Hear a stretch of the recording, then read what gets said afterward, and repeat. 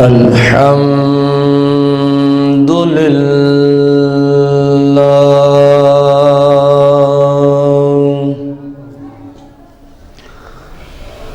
الحمد لله الكثير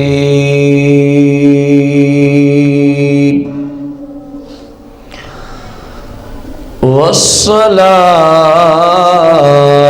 والسلام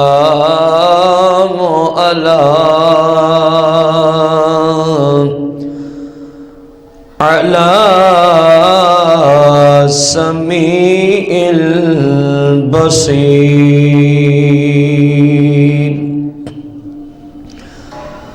وعلى آله وأصحابه وأزواجه وعلماء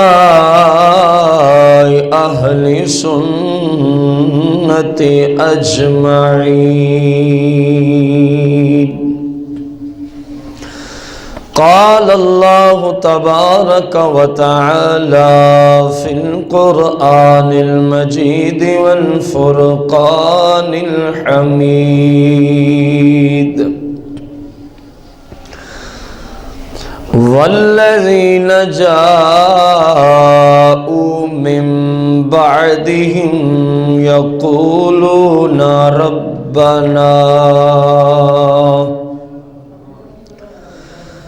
ربنا اغفر لنا ولإخواننا الذين سبقونا بالإيمان ولا تجعل في قلوبنا غلا للذين آمنوا ربنا إنك رؤوف رحيم.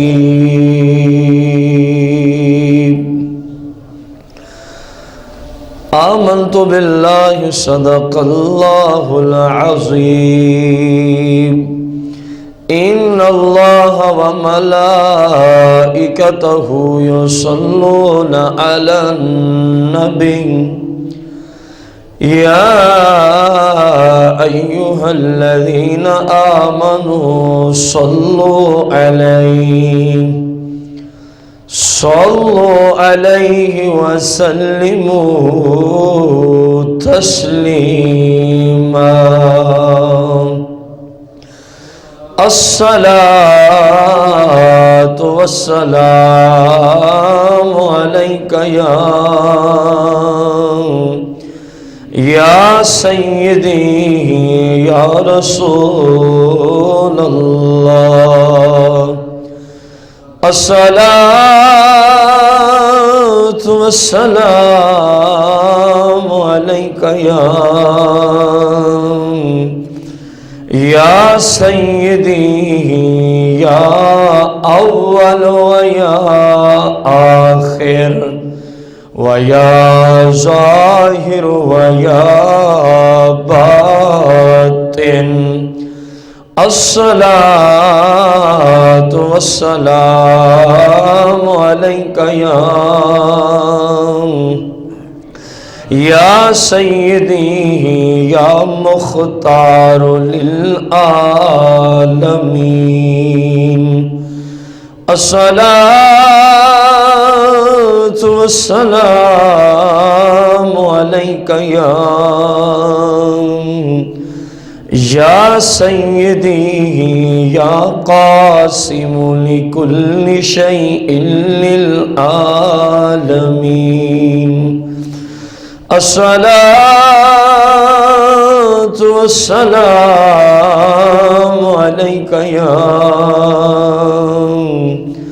يا سيدي يا جد الحسن والحسين. مولاي صل وسلم دائما أبدا علی حبیبک خیر الخلق کلہم۔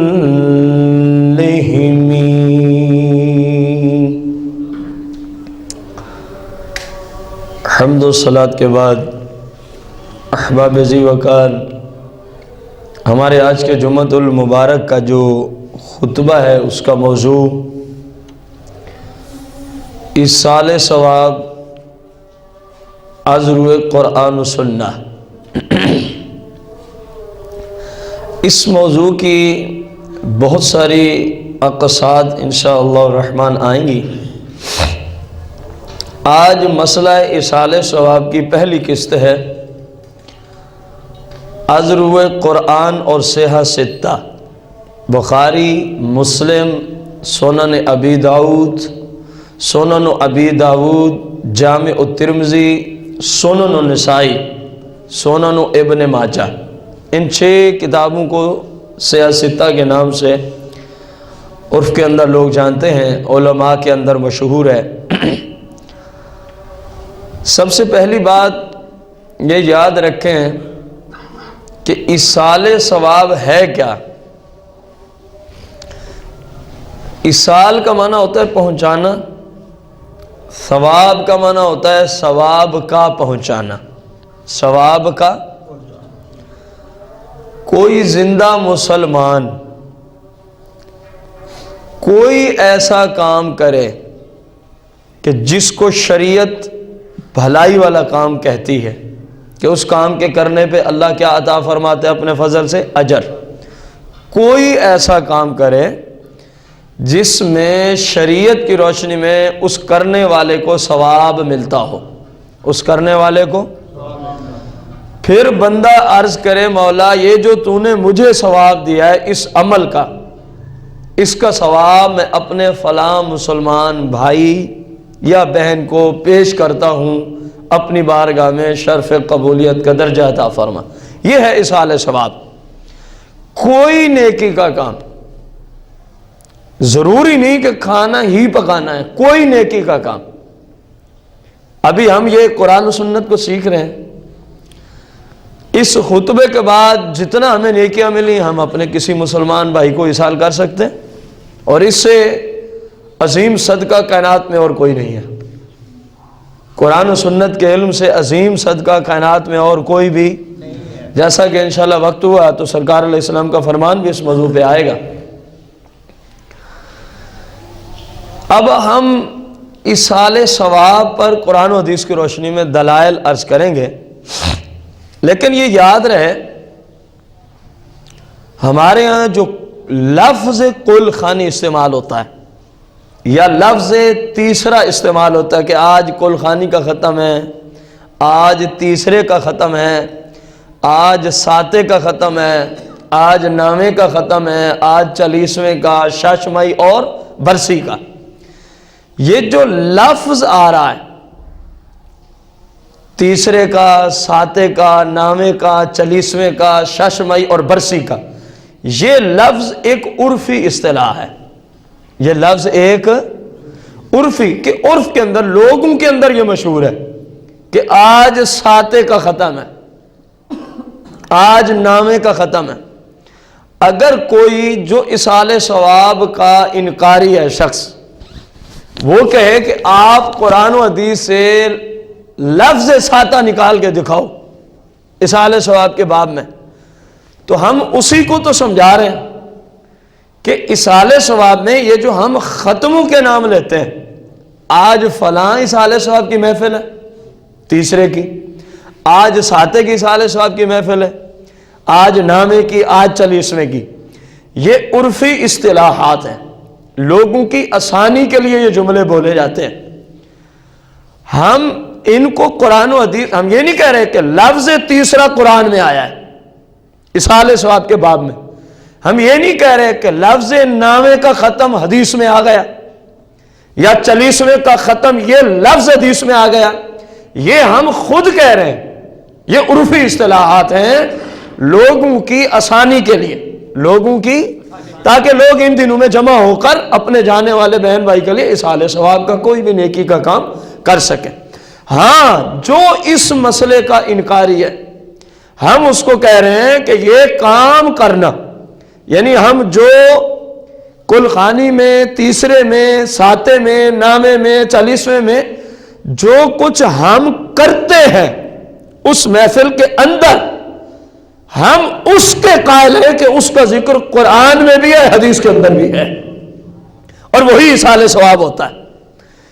اگر کوئی شریعت کی روشنی میں ہم سے پوچھے ساتے کی محفل کا نام شرعی کیا ہے، تو ہم کہیں گے یہ ایصال ثواب کی محفل ہے، یہ ایصال ثواب کی محفل ہے۔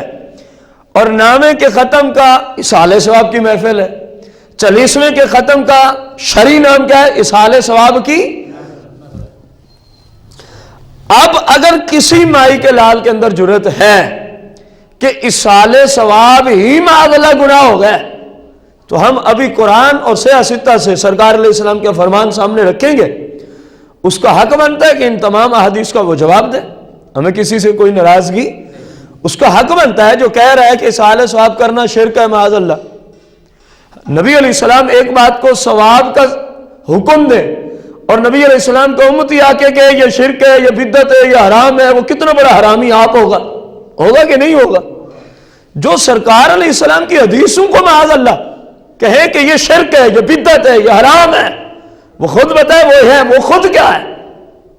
نبی علیہ السلام فرمائے یہ کام کرو، اس کا یہ اجر ہے، اور خود سرکار نے کیا، سرکار کے صحابہ نے کیا، اہل بیت نے کیا، سرکار نے کرنے کا حکم دیا، اور ایک بندہ آج بدماشی پہرانے کو کھڑا ہو جائے کہ نہیں ایصال ثواب کرنا شرک ہے۔ بندہ کہے جب ہم تیسرے، ساتیں، نامے یا 40ویں کی محفل پہ اکٹھے ہوتے ہیں کسی جگہ، وہاں بت کو ہم سجدہ کرتے ہیں کہ شرک ہو گیا؟ اس محفل میں کیا ہم بتوں کو سامنے رکھ کے مسلمانوں کو بلا کے ان کو سجدہ کراتے ہیں کہ تم کہتے ہو شرک ہے؟ کیا وہاں کوئی ایسا شخص موجود ہوتا ہے جس کو خدا سمجھ کے لوگ اس کی پوجا کرتے ہیں؟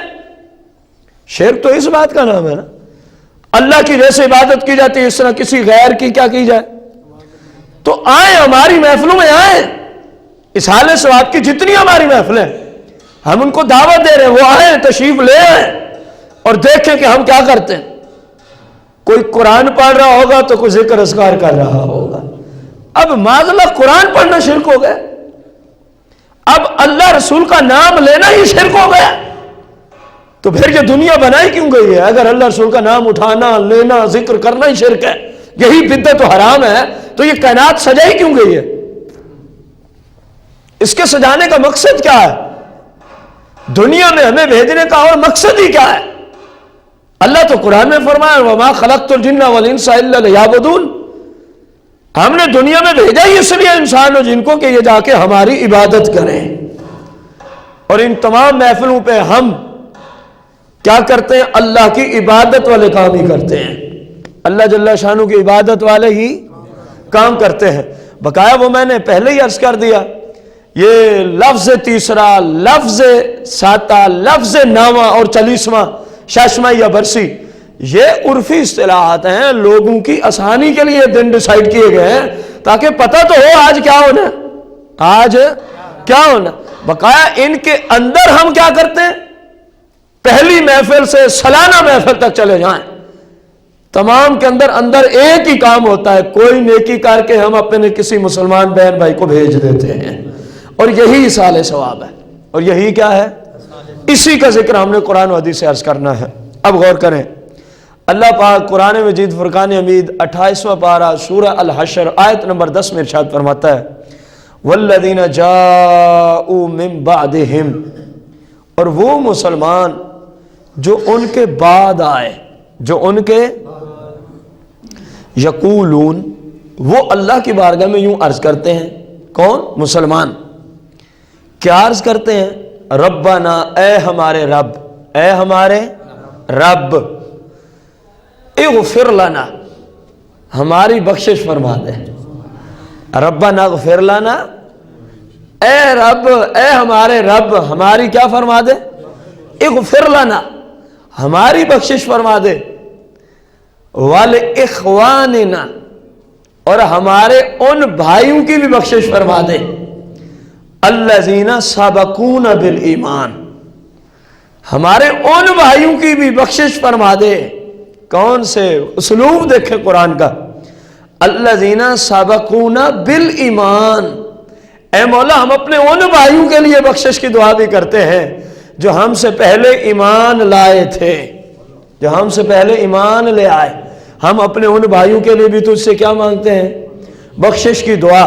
گو وہ دنیا میں نہ رہے, مولا جس طرح ہم اپنے لیے تجھ سے بخشش کی دعا کرتے ہیں, اسی طرح اپنے پہلے والے سابقون بالایمان, جو ہم سے پہلے ایمان لائے ہمارے مسلمان بھائی. قرآن بھی یہی کہہ رہا ہے کہ بخشش کی دعا بالایمان کہ ان کے لیے ہوتی ہے. بولے کچھ نہیں ہوتا, مسلمانوں کے لیے ہوتی ہے. بالایمان کی قید ہے نا قرآن میں, سابقون بالایمان. اے مولا ربنا اغفر لنا, ہماری بھی بخشش فرما, وَلِإِخْوَانِنَا الَّذِينَ سَبَقُونَ بِالْإِيمَانِ, جو ہم سے پہلے والے مسلمان ایمان والے ہیں مولا ان کی بھی بخشش فرما دے. مولا ان کی بھی کیا فرما دے. تو ہمیں بتایا جائے ہم جتنی اصال ثواب کی محفلیں کرتے ہیں, ان محفلوں میں ہم نے کبھی کہا ہے یا اللہ فلاں کافر کی بخشش فرما؟ بولیں تو صحیح. ہم کیا کہتے ہیں؟ مولا جو ہمارا فلاں مسلمان بہن بھائی مسلمان, قرآن بھی یہی کہہ رہا ہے مسلمان کے لیے بخشش کی دعا ہے. اور ہم بھی اکٹھے ہو کے کن کے لیے بخشش کی دعا کرتے ہیں؟ مسلمان کے لیے ہی بخشش کی دعا کرتے ہیں. معلوم ہوا قرآن مجید فرقان حمید کی روشنی میں جہاں اپنے لیے اللہ جل شانہ سے بخشش کی دعا کرنے کے بارے میں ذکر آیا, وہیں یہ بھی ساتھ آیا ربنا کیا عرض کر رہے ہیں وہ ایمان والے, اغفر لنا, مولا ہمیں بھی بخش دے, وَلِإِخْوَانِنَا الَّذِينَ سَبَقُونَ بِالْإِيمَانِ, جو ہم سے پہلے ایمان والے ہیں یا اللہ ان کی بھی بخشش فرما دے. یا اللہ ان کی بھی کیا فرما دے. اور یہ اصال ثواب ہی ہے. اور کیا ہے؟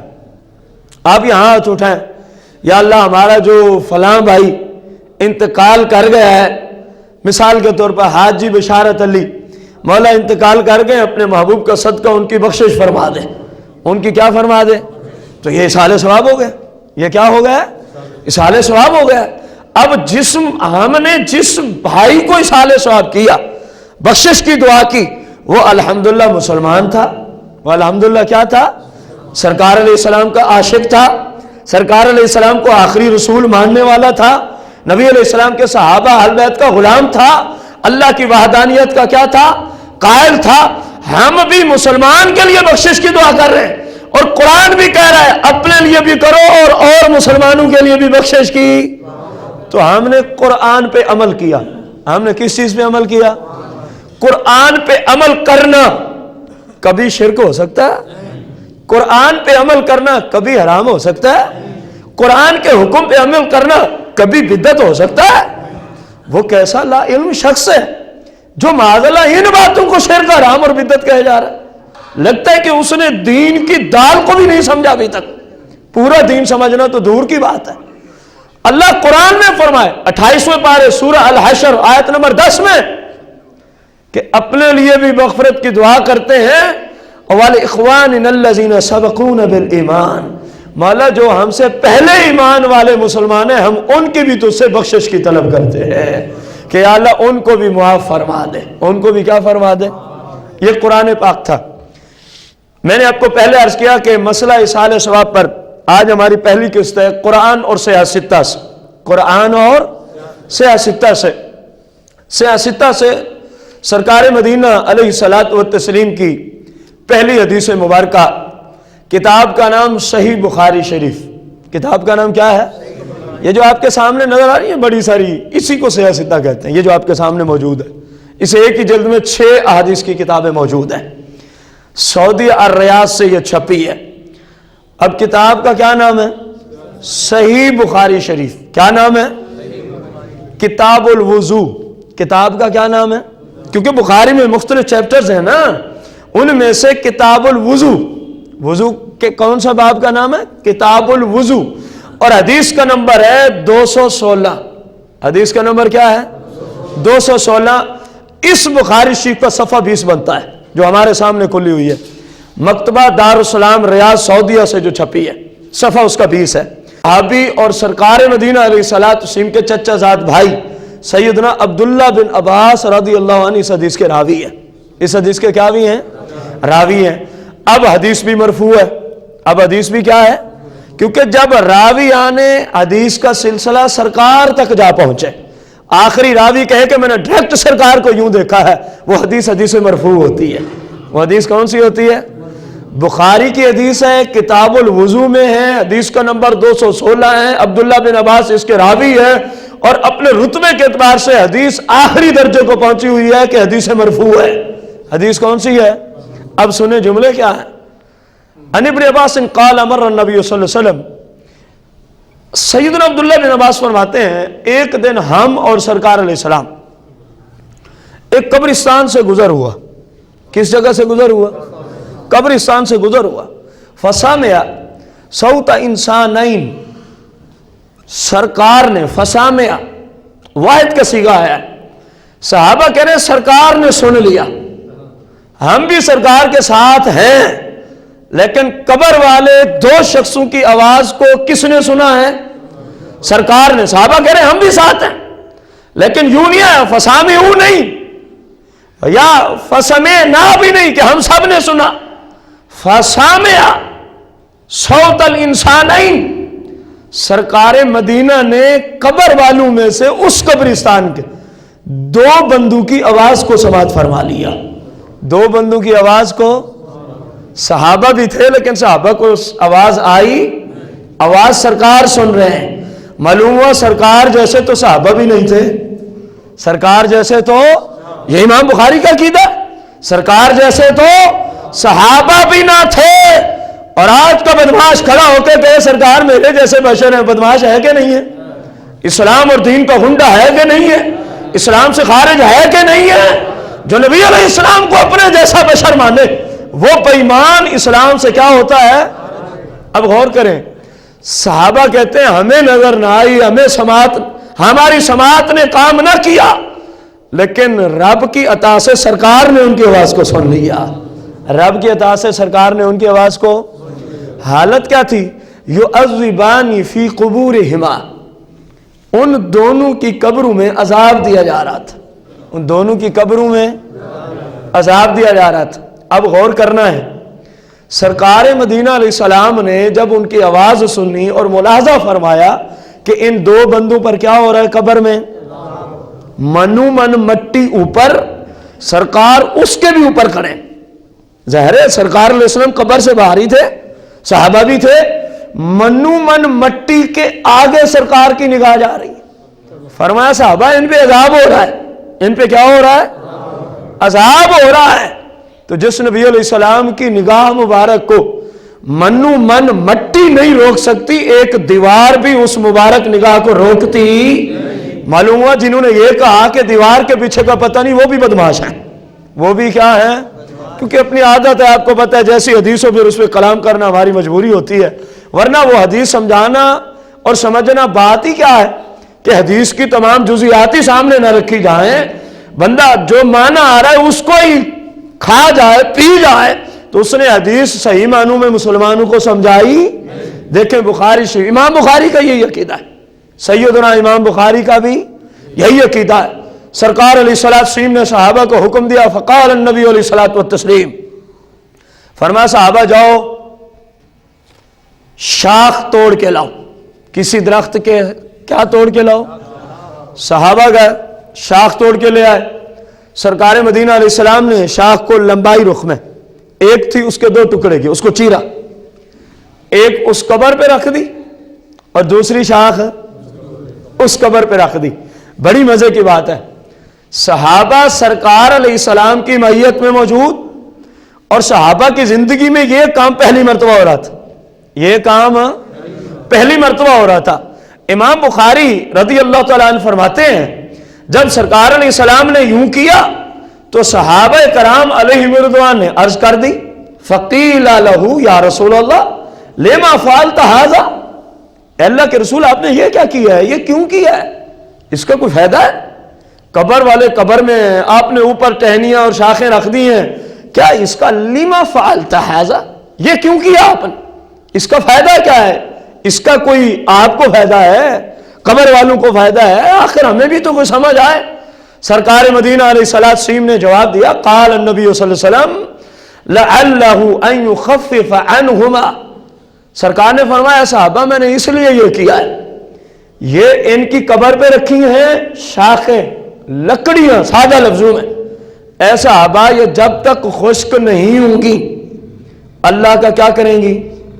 ذکر، اور ان کے ذکر کی برکت سے، کہ ان کے ذکر کی برکت سے لکڑ، غور کرنا، لکڑ کے ذکر کی برکت سے فرما ان یخفف عنہما، اللہ ان کے عذاب میں تخفیف فرما دے گا، اللہ ان کے عذاب میں کیا فرما دے گا؟ تخفیف۔ غور کریں، ایک لکڑ ایک قبر والے کو فائدہ پہنچا رہی ہے، ایک لکڑ قبر والے کو فائدہ، اس کی مشکل دور کر رہی ہے۔ یہ تو اسی دن پتہ چلے گا نا جب اللہ معاف کرے، جب کسی کو جہنم میں جلنا ہوگا، پھر پتہ چلے گا یہ مشکل ہے یا نہیں ہے۔ ایک لکڑ سرکار فرما رہے ہیں ان قبر والوں کی مشکل کو کیا کر رہی ہے؟ دور کر رہی ہے، ان قبر والوں کو فائدہ دے رہی ہے۔ اگر وہ لکڑ ذکر کرے، قبر والوں کی مشکل بھی دور ہو، ان کے عذاب میں بھی تخفیف ہو جائے، کیا خیال ہے؟ لکڑ کا ذکر، اور ایک طرف ایک موحد انسان جو اللہ کو وحدہ لا شریک سمجھتا ہو، سرکار مدینہ علیہ السلام کو اللہ کا آخری رسول سمجھتا ہو، اور وہ قرآن و حدیث پڑھ کے اپنے کسی جانے والے کو جو قبر میں پہنچ چکا اسحال کر دے وہ نیکی، کیا خیال ہے اگر لکڑ کی وجہ سے ان کے عذاب میں تخفیف ہوتی ہے تو جب مسلمان اسحال ثواب کریں گے اس وقت تخفیف نہیں ہوگی؟ لازمی طور پہ تخفیف ہوگی، کیونکہ یہ رب کا قانون ہے، اور اس کا یہ فضل ہے، اس کی یہ رحمت ہے، اس کی یہ کیا ہے؟ آگے دیکھیں سرکار مدینہ علیہ السلام نے کہاں تک کلام فرما دیا، فرما صحابہ تمہیں یہ بھی بتاتا چلوں کہ ان پہ عذاب ہو کیوں نہ ہے۔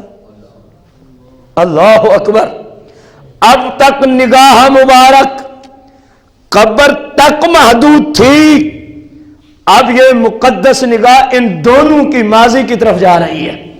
فرمایا صحابہ تمہیں یہ نہ بتا دوں کہ ان دونوں کی قبروں میں عذاب کس گناہ کی وجہ سے ہے؟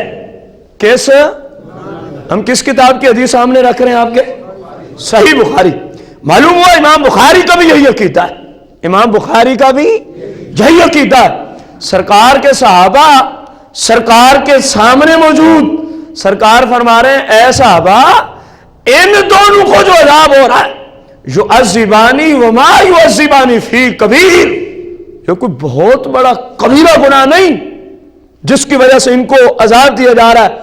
پھر سرکار نے فرمایا ہاں کان احدہما لا یستتر من بولہ، فرمایا صحابہ ان دونوں میں سے ایک جو ہے قبر والا، یہ اپنی زندگی میں ماضی کی طرف نگاہ اٹھا دی، فرمایا جب یہ پیشاب کرنے جاتا تھا پیشاب کے قطروں سے اپنے آپ کو نہیں بچاتا تھا، پیشاب کے قطروں سے اپنے آپ کو نہیں بچاتا تھا۔ اب غور کریں، بندہ نماز پڑھنے سے پہلے طہارت خانے میں جاتا ہے، طہارت کر کے آتا ہے اگر حاجت ہو، تو ہم یہاں بیٹھے ہیں، ایک بندہ ادھر طہارت خانوں سے ہو کے آئے، کیا آپ میں سے کسی کو پتا چلے گا کہ جب اس نے بول کیا، پیشاب کیا، تو کیا یہ چھینٹے اس پہ پڑے یا نہ پڑے آپ کو پتا ہے؟ حالانکہ ایک دیوار حائل ہے، یہ ایک دیوار مسجد کی، ساتھ ہی ٹائلٹس ہیں، ایک دیوار ہو ہمیں نہ پتا چلے، اور وہ منومن قبر کے نیچے ہیں، سرکار ان کی ماضی کی طرف نگاہ دوڑاتے ہیں۔ فرمایا صحابہ یہ قبر والا جو ہے اس کو رب اس لیے عذاب دے رہا ہے کہ یہ دنیا میں جب پیشاب کرتا تھا تو پیشاب کے قطروں اور چھینٹوں سے اپنے آپ کو بچاتا۔ اب غور کرنا چاہیے نبی علیہ السلام کی نگاہ سے کیا کچھ چھپا ہوا ہے۔ سرکار مدینہ اور صحیح حدیث، صحیح بخاری کی حدیث عرض کر رہا ہوں، امام بخاری فرماتے ہیں سرکار نے صحابہ کو فرمایا صحابہ اس پہ عذاب اس لیے ہو رہا ہے کہ یہ جب پیشاب کرتا تھا تو پیشاب کے قطروں سے اپنے آپ کو بچاتا۔ پتہ چلا سرکار کی نگاہ سے کوئی چیز چھپی ہوئی۔ نمبر 2، ہمیں بھی اس سے نصیحت حاصل کرنی ہوگی، ہمیں بھی اسے نصیحت حاصل ہے. یہ صرف اس بندے کے لیے تو فتویٰ نہیں ہے. آج جو جلدی والے احباب ہیں، آدھا پیشاب کرنا اور آدھا سلوار یا پینٹ پہ لگ رہا ہے، ان کو بھی یہ حدیث بتا رہی ہے کہ پیشاب کے بعد جب تک اطمینان حاصل نہ ہو جائے پاکی کا، قطرات کے نکلنے کا، اس وقت تک وہیں بیٹھے رہنا ضروری ہے. بھلے جماعت جاتی ہے جانے دیں، جماعت جاتی ہے جانے دیں.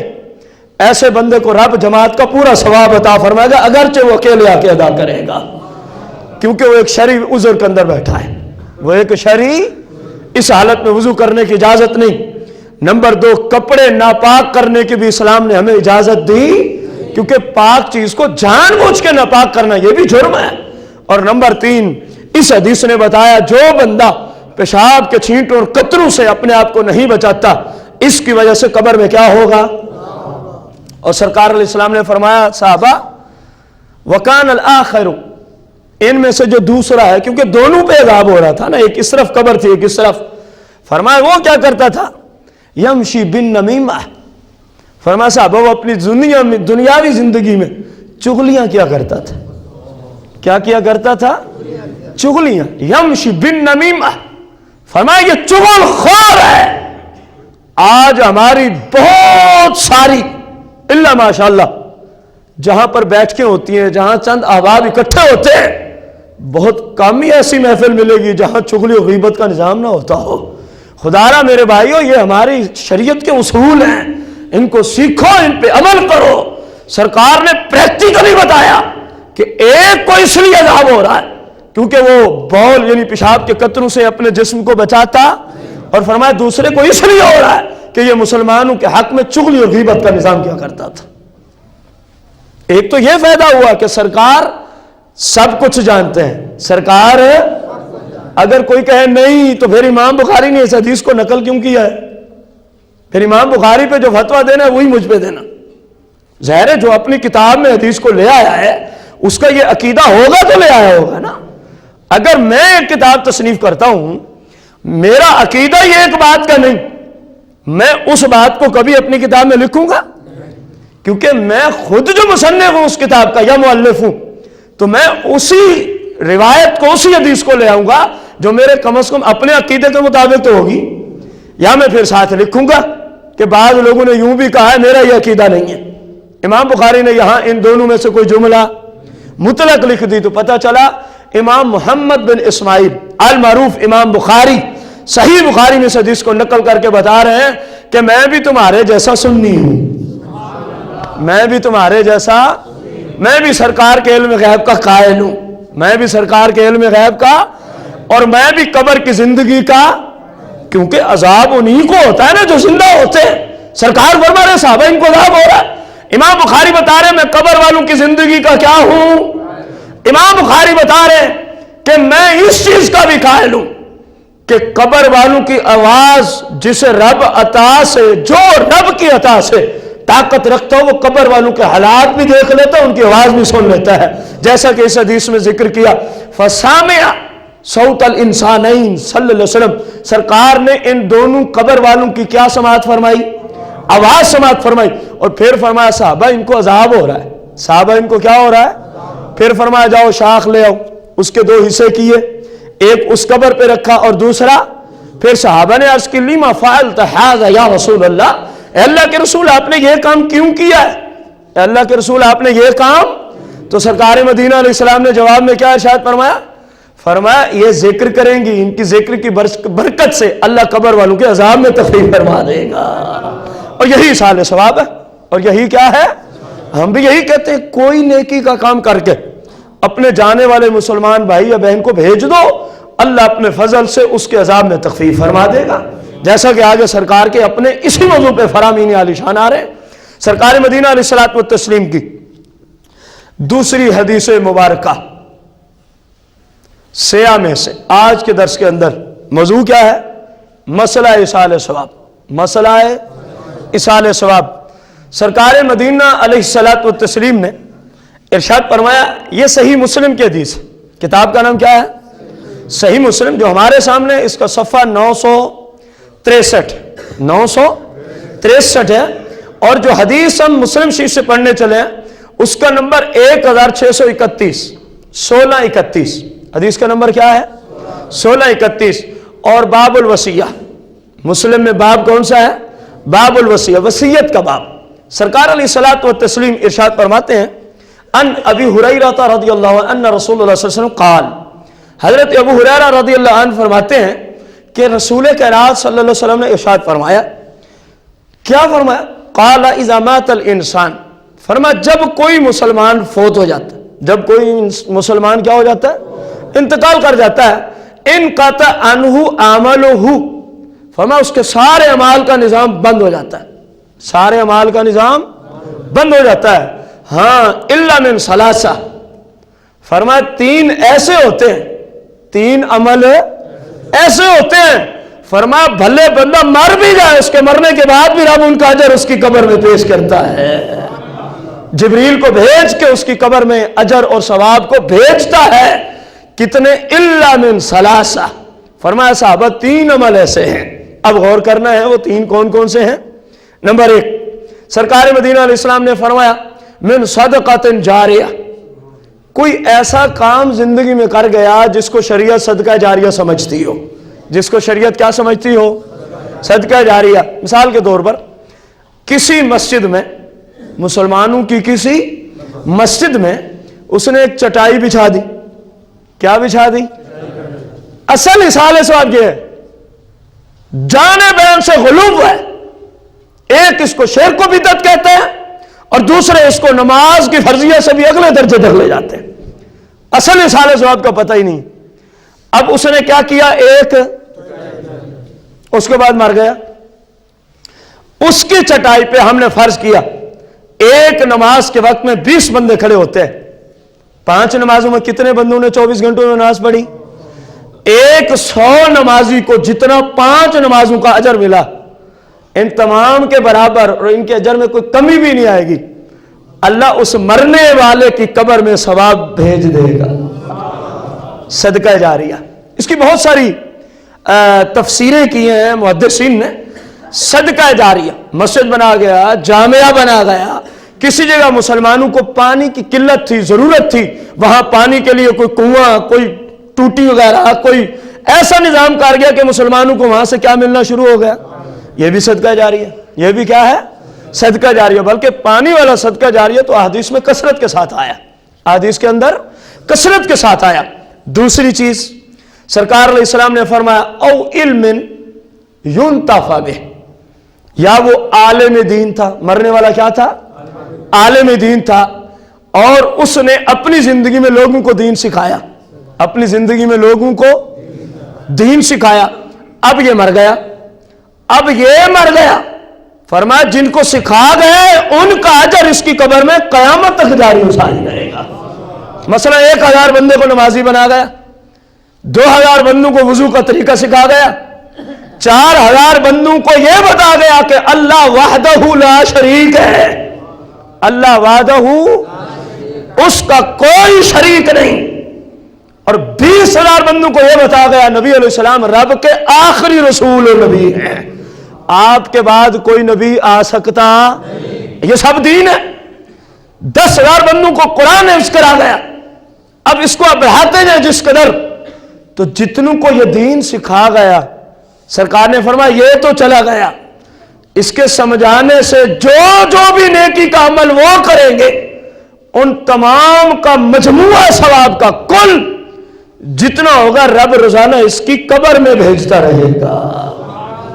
तीसरे पे गौर करना है और देखना भी है हमारी औलाद की क्या हालत है। सरकार ने फरमाया अव्वल दिन सालेह यदउला, फरमाया या फिर ऐसी औलाद छोड़ गया हो, वल दिन सालेह, औलाद भी छोड़ी हो और सालेह की कैद भी आई है। फरमाया औलाद भी नेक हो, औलाद भी कैसी हो? यदउला। अलामत क्या दी? फरमाया जो नेक औलाद होती है बाप के मरने के बाद उनके लिए दुआएं करती रहती है। यदउला, यह सरकार के हदीस के जुमले। अव्वल दिन सालेह यदउला, सरकार ने फरमाया या वो अच्छी औलाद, नेक औलाद छोड़ गया हो, कैसी? यदउला, کہ باپ ماں کے مرنے کے بعد وہ ہاتھ اٹھاتے ہوں، یا اللہ ہمارے ابے کے گناہ معاف کر دے، یا اللہ ہمارے ابا جان کی فلاں فلاں خطائیں معاف کر دے، یا اللہ ہماری والدہ صاحبہ کی بخشش فرما دے. سرکار نے فرمایا اولاد بھی ہو، نیک بھی ہو اور دعا کرنے والی بھی ہو. کیسی اولاد ہونی چاہیے؟ یہ نہ کہ مر گیا مردود نہ فاتحہ، ایسی اولاد نہ ہو. اولاد ایسی ہو جو سرکار کی حدیث کو سمجھتی بھی ہو، سرکار کی شریعت کے مطابق عقائد بھی رکھتی ہو. ایسی نہ ہو وہ کہ مر گیا مٹی میں مل گیا، کیا اصال ثواب کرنا. تو پھر نبی علیہ السلام کے اس فرمان کا کیا مطلب ہے؟ اگر مرنے والے کو اصال ثواب کرنا ہے، بدعت و شرک و حرام ہے، تو اس حدیث کا کیا مطلب ہے؟ بخاری کی پہلی حدیث کا کیا مطلب ہے؟ سینکڑوں حدیثیں سیاہ میں صرف موجود ہیں اسی عنوان پر. کتنی حدیثیں؟ سینکڑوں، ایک دو نہیں. اصال ثواب پر سیاہ کے اندر موجود ہے. نبی علیہ السلام کا فرمان علی شان کس قدر خوبصورتی کے ساتھ ہماری رہنمائی کر رہا ہے. سرکار نے فرمایا والدن صالح یدعو لہ. ایک تو بتایا کہ اپنی اولاد کو نیک بناؤ، اپنے اولاد کو دین کے راستے پہ چلاؤ، شریعت سکھاؤ، قرآن و سنت کا ان کو علم سکھاؤ. جب صالح ہوں گے، قرآن و سنت کو جانتے ہوں گے، فرمایا تم چلے جاؤ گے لیکن نیکیوں کا میٹر چلتا رہے گا، نیکیوں کا نظام چلتا رہے گا. رب تمہاری اولاد کی وجہ سے تمہاری قبر میں جو کچھ وہ نیکیاں کریں گے، رب ان کا اجر میں بھی کمی نہیں آنے دے گا، لیکن ان کے برابر رب تمہاری قبر میں بھی اجر بھیجتا رہے گا. اجر کو رب بھیجتا رہے گا. غور کریں نبی علیہ الصلوۃ والتسلیم کا فرمان علی شان. یہ حدیث ایسی حدیث ہے جو آج کے درس کی تیسری حدیث ہے، جو پوری سیاہ ستہ میں موجود ہے. پوری سیاہ ستہ میں 6 جو حدیث کی کتابیں مشہور و معروف ہے، یہ مشہور ہے. یہ معنی نہیں کہ حدیث ہی بس ان کی ہونی چاہیے، یہ معنی غلط ہے. حدیث کسی بھی حدیث کی کتاب کی ہو، حدیث حدیث ہی ہوتی ہے. حدیث شرط یہ اپنی سند کے اعتبار سے ٹھیک ہو.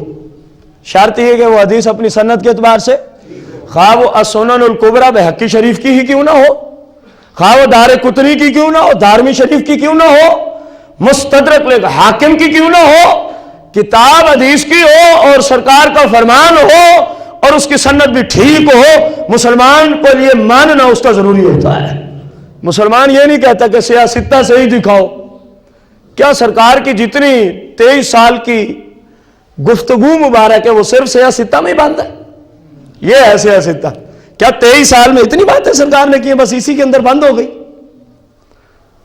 صرف سیاہ ستہ میں سرکار کی حدیثیں نہیں، سرکار کی حدیثوں پہ تو وہ کتابیں بھی لکھی گئی ہیں کائنات میں کہ ابھی سیاہ ستہ والے پیدا ہی نہیں ہوئے تھے. حدیث کی کتابیں تو پہلے سے لکھی ہوئی آ رہی ہیں، یہ پیدا ہی بعد میں ہو رہے ہیں. آج لوگ ہمیں کہتے ہیں کہ امام سیدنا امام اعظم ابو حنیفہ محمد نعمان بن ثابت رضی اللہ عنہ نے اپنی فلاں کتاب میں یہ مسئلہ ثابت کیا ہے، اس پر اس حدیث کو لے آئے ہیں دلیل پکڑتے ہوئے، اور یہ نہیں کہا کہ یہ حدیث امام بخاری نے ذکر کی ہے. امام اعظم پہ یہ اعتراض ہوتا ہے. یہ نہیں کہا کہ یہ حدیث کس امام نے نقل کی ہے؟ امام بخاری نے. اب اس جاہل کو بندہ کیا بتائے؟ اور بھائی صاحب امام اعظم رضی اللہ عنہ کے زمانے میں امام بخاری کا باپ بھی دنیا میں نہیں آیا تھا. یہ سب بات کے لوگ ہیں. امام بخاری سرکار مدینہ علیہ الصلوۃ والتسلیم کے اس سچے عاشق امام اعظم ابو حنیفہ رضی اللہ عنہ کے شاگرد کے شاگرد کے شاگرد ہیں. امام بخاری امام صاحب کے شاگرد کا آگے ایک شاگرد، ان کا پھر آگے جو شاگرد ہے وہ امام بخاری بنتا ہے. اور تم کہتے ہو جی امام صاحب نے بخاری شریف کا ذکر ہی نہیں کیا. کیسی جہالت والی باتیں ہیں. اس وقت امام بخاری کا باپ ہی پیدا نہیں ہوا جس وقت کے اندر تم کہتے ہو جی امام اعظم نے حدیث نقل کیا لیکن بخاری کا حوالہ نہیں دیا. اور بھائی وہ تو اپنی سند سے حدیثیں نقل کرتے تھے، کیونکہ آپ تابعی ہیں نا. صحابہ کے بعد زمانہ آیا تابعین کا. امام صاحب تابعین میں ہیں. آپ نے کسی صحابی سے حدیث سنی، آپ خود اس حدیث کے راوی بن گئے. آپ خود اس حدیث کے کیا بن گئے؟ راوی بن گئے. اب یہ حدیث پوری سیاہ میں موجود ہے. سرکار علیہ السلام کی بارگاہ قدسیہ میں حضرت سیدنا سعد بن عبادہ رضی اللہ عنہ آتے ہیں، عرض کرتے ہیں یا رسول اللہ میری والدہ کا انتقال اچانک ہو گیا، میری والدہ کا انتقال، اگر ان کو کوئی فرصت ملتی، یعنی اچانک اگر انتقال نہ ہوتا، اے اللہ کے محبوب تو اپنے لیے کوئی نہ کوئی ضرور صدقہ کر جاتی یا ہمیں کہہ جاتی۔ اب وہ انتقال کر گئی ہیں۔ اکثر جگہوں پہ یہ روایت ہے سیاح میں، ہاں سیاح کے اندر ہی بعض روایتوں میں یوں بھی ہے، یا رسول اللہ میری والدہ کا انتقال ہو چکا ہے، اور جب انتقال ہوا تھا میں اس وقت یہاں نہیں تھا، میں اس وقت یہاں وانا غائب، میں مدینہ منورہ سے باہر تھا، میں مدینہ منورہ سے، اور آج کل والا تو نظام ہی نہیں تھا کہ بندے نے انگلینڈ سے آنے میت پڑی ہے 3 دن، کیونکہ وہ صحابہ تھے، وہ شریعت پہ عمل کرنے والے تھے، ان کے ہاں تو کسی کی ڈیتھ ہوئی بس اتنی دیر لگتی، ادھر غسل والے کو بلاتے، ادھر قبر کھودنے والے کو بلاتے، جب غسل والا کہتا جی جنازہ تیار ہے، قبر والا کہتا جی قبر تیار ہے، چلو جی اٹھاؤ لے چلو، ادھر تو اتنی دیر ہوتی تھی۔ سرکار کا حکم بھی یہی ہے کہ جنازہ جتنا جلدی ہو سکے رب کے سپرد کر دو۔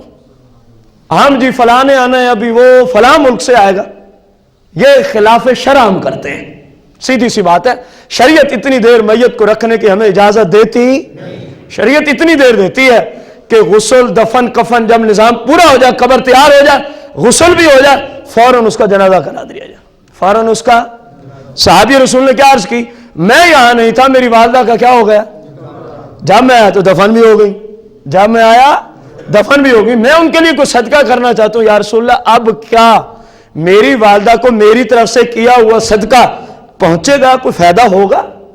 قال النبی علیہ السلام نعم، فرمایا ہاں تو جو صدقہ یہاں کرے گا میرے رب تیری ماں کی قبر میں اس کو پہنچا دے گا۔ اور اس وقت غور کرنا ہے، اس وقت مدینہ شریف میں پانی کی قلت تھی۔ کس چیز کی قلت تھی؟ پانی کی قلت۔ سرکار نے فرمایا اگر تو پانی خرید لے، ایک کنواں خرید لے اور اس کا تو نام رکھ لے، ہاذہ البئر لأم سعد، ہاذہ البئر لأم، اس کنویں کا نام یہ رکھ لے، یہ سعد کی ماں کا کنواں ہے، یہ سعد کی۔ سرکار نے فرمایا اے میرے غلام، جب تک لوگ اس سے پانی پیتے رہیں گے جتنا اجر ملے گا سب رب تیری ماں کی قبر میں بھیجتا رہے گا۔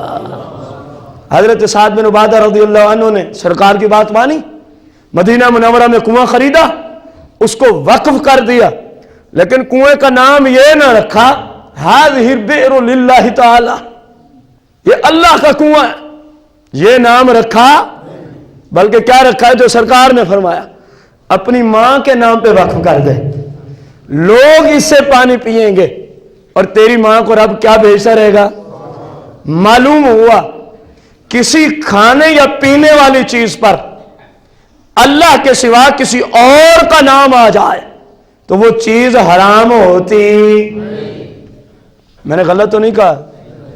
آج میں نے بعض لوگوں سے سنا، میں بڑی آج حوصلے سے اور بڑی پیار سے گفتگو کر رہا ہوں، حالانکہ ہماری عادت کے خلاف ہے یہ نظام۔ میں نے ایک بندے سے سنا، کہنے لگا یہ بکرے کا جو گوشت ہے اس کا کھانا اور کتے کے گوشت کا کھانا ایک جیسا ہے۔ میں نے پوچھا حضرت وجہ کیا؟ کہنے لگا میں نے اس کے مالک سے پوچھا تھا جب یہ خرید کے لا رہا تھا کہ یہ بکرا کیوں خریدا ہے، اس نے کہہ دیا جی یہ غوث اعظم رضی اللہ تعالیٰ عنہ کی 11ویں کے لیے خریدا ہے۔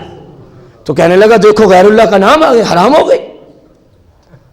میں نے کہا بھائی صاحب اگر اس طرح چیزیں حرام ہوتی ہوں تو پھر ہاذہ البئر لأم سعد کا کیا معنی ہے؟ حدیث ہے، سیاح کی ہے، پوری 6 کتابوں میں ہے، سرکار نے خود حکم دیا، صحابی نے نام رکھا، پینے کی چیز نام اللہ کا نہیں آ رہا بلکہ اللہ کی ایک نیک بندی کا نام آ رہا ہے، سرکار کی ایک خادمہ کا نام آ رہا ہے، اور اسی کنویں سے صحابہ بھی پیتے ہیں، اہل بیت بھی پیتے ہیں۔ تو معلوم ہوا کہ غوث اعظم کی 11ویں کی طرف بکرے کو منسوب کرنے سے بکرا حرام، ہاں بکرا اس وقت حرام ہوگا وما اہل بہ لغیر اللہ، جو قرآن میں آیا 1400 سال کے عربی مفسرین نے اس کا معنی یہ لکھا ہے جب بکرے پر یا جانور پر چھری پھیرنے لگے، کیا پھیرنے لگے، اگر اس وقت بسم اللہ تکبیر اللہ اکبر کہنے کی بجائے کسی شخص نے کہہ دیا یا غوث الاعظم، کیا کہہ دیا؟ اب یہ جانور اور کتے کے گوشت میں کوئی فرق نہیں۔ اسلام اسلام ہے، ہم جانبین سے کلام کر رہے ہیں، ڈنڈی مارنے کی سنیوں کو عادت، جو حق ہے وہی بیان کرتے ہیں۔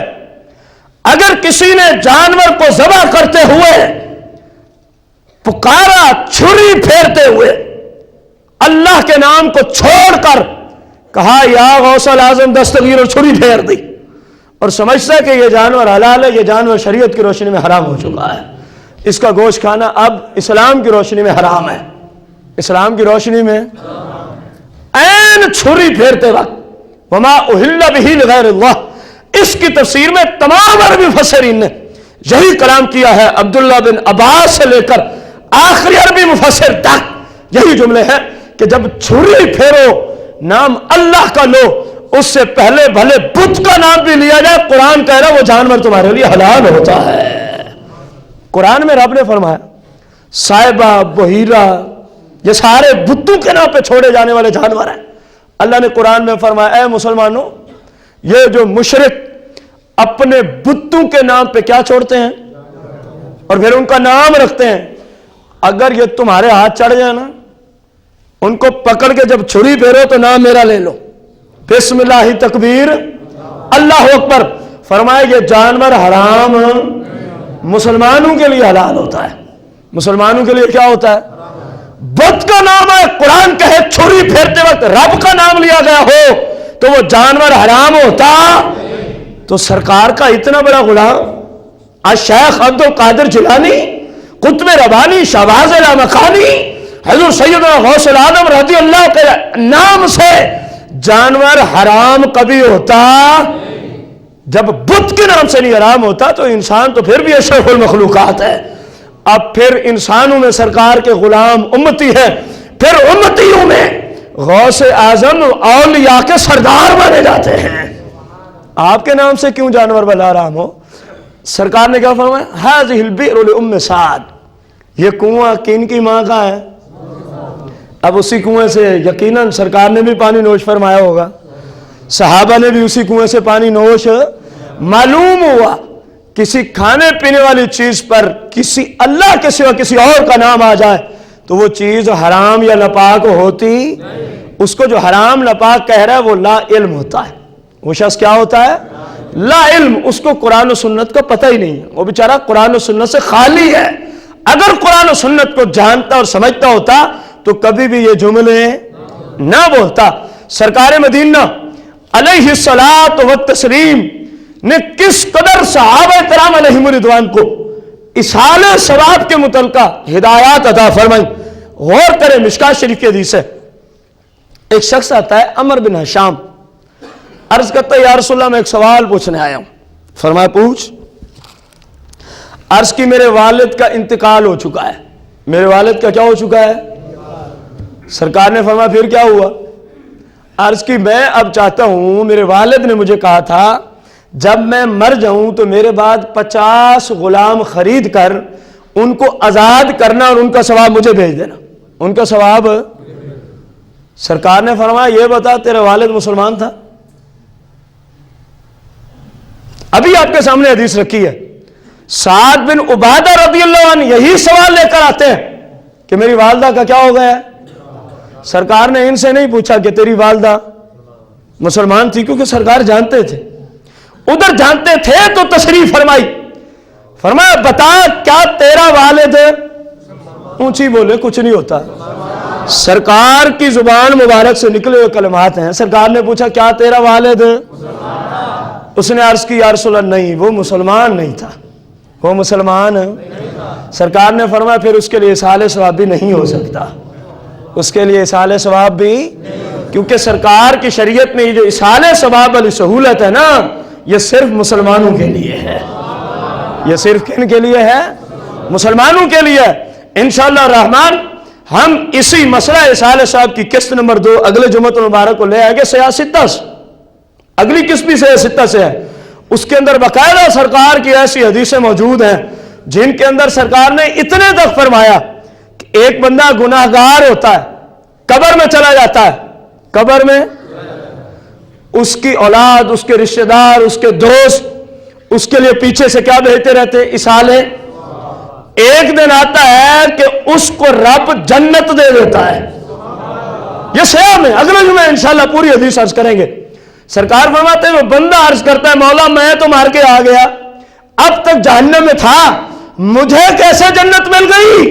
رب کی طرف سے جواب دیا جاتا ہے تیرے گھر والوں نے جو ایصال ثواب کیا ہے اس کی برکت سے ہم نے تیرے گناہ معاف کر کے تیری بخشش فرما دی ہے۔ یہ سیاہ میں اگلے جمعے کو انشاءاللہ حدیث پاک آ رہی ہے۔ اللہ جل شانہ سے دعا ہے اللہ پاک ہم سب کو قرآن و سنت کو سیکھ کر عمل کی توفیق عظیم عطا فرمائے۔ آمین بجاہ النبی الکریم علیہ الصلوۃ والتسلیم۔